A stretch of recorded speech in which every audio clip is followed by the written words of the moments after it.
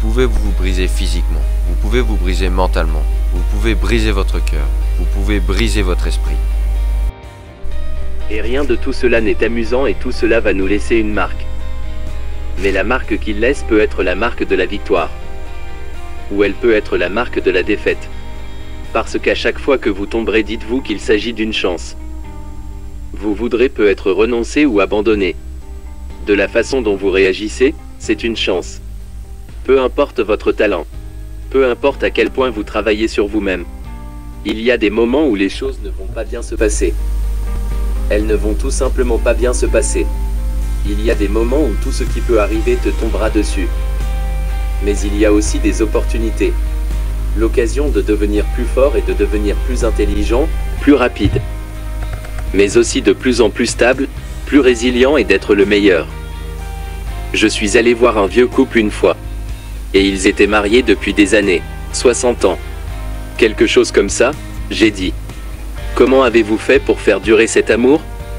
Et ils m'ont répondu que la raison pour laquelle nous avions duré aussi longtemps, c'est parce que nous venons d'une époque où quand quelque chose est cassé, on ne le jette pas. On le répare. Je veux vous rappeler quelque chose, que vous n'êtes qu'à une décision de changer votre vie. Et vous devez l'accepter. Une nouvelle rencontre, une nouvelle relation, un nouveau contact, une nouvelle action. Une nouvelle décision pour changer de vie. Où elle se trouve en ce moment à un endroit totalement différent.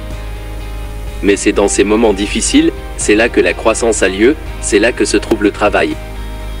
Tout le monde peut se sentir bien lorsqu'il est en bonne santé. Que les factures sont payées, les relations sont heureuses. Tout le monde peut avoir une vision positive. N'importe qui peut avoir la foi dans ces circonstances. Mais le vrai défi de la croissance, mentalement, émotionnellement et spirituellement, c'est lorsqu'on est abattu. Alors quelle est la décision? Vous le savez déjà. Je pourrais me retirer. Maintenant, il y a quelque chose sur lequel vous avez hésité. Il y a un contact que vous devez prendre qui n'est pas disponible. Il y a un travail que tu dois quitter. Il y a une relation que tu dois engager. Il y a peut-être une relation que vous devez quitter. Je ne sais pas ce que c'est, mais je sais qu'il y a une décision à prendre pour passer au niveau supérieur. Tout comme, je sais que c'est vrai pour moi, parce que les décisions façonnent notre destin lorsqu'elles sont soutenues par des actions massives. Et donc, étant donné la façon dont j'affiche les situations, comment le réparer quand quelque chose est cassé?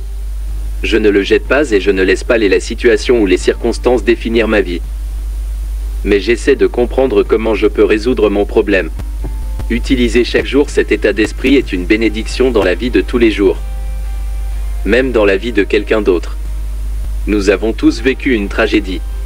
Et si nous n'est pas le cas, nous le vivrons. Vous pouvez la laisser détruire votre vie. Ou vous pouvez lui permettre de vous reconstruire. Vous pouvez décider de surmonter cette épreuve. Je suis plus grand que ça.